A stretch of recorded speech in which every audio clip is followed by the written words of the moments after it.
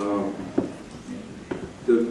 well, obviously, my interest in politics is as a citizen and as an artist. When you have things going on in your country that are going to affect you as an individual, then you have two choices. You either take an interest or you ignore it. And it was been my fate to take an interest. And when I became an artist, I decided that I wanted to try to put into film some of the things that I had learned from my own experiences, some of my own feelings, and particularly a love of my country. I think I'm very blessed to have been born and raised in America, and I think that our country has had many, many virtues. And I take it almost personally when you see those virtues disappear or stolen away or abused. So the reason I wanted to make some political films, not all, I'm not in the business to just make political films. I'm in the business to entertain and to do all kinds of films. But I began to see the political situation in my country in a very entertaining way.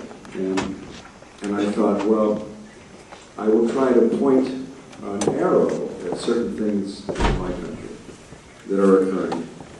But I will have to adjust over time as times change, and they have. So the first film was a film about how we get people elected in our country. That was 1970.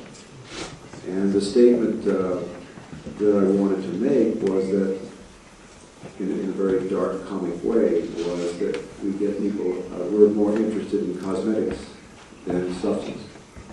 So that was the statement for that film. Then came All the President's Men, which was a very high moment in American history for journalism, where journalism was performed a very heroic act in saving the First Amendment against a regime, against an administration that was moving very much towards totalitarianism. And there were tremendous abuses to our Constitution, which is very sacred in our country. And I could see that happening, and so I became involved in that project, but that took 4 years to make.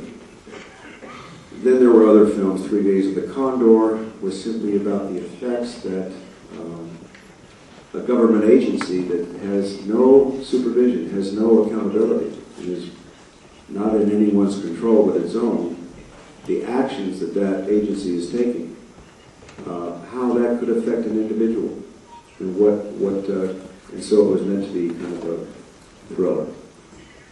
Then there were other movies along the way. Now this one, because times have changed, and there's the internet, there's cable television, there's all kinds of new distribution sources that are available to us, which creates more information, and it creates more opportunity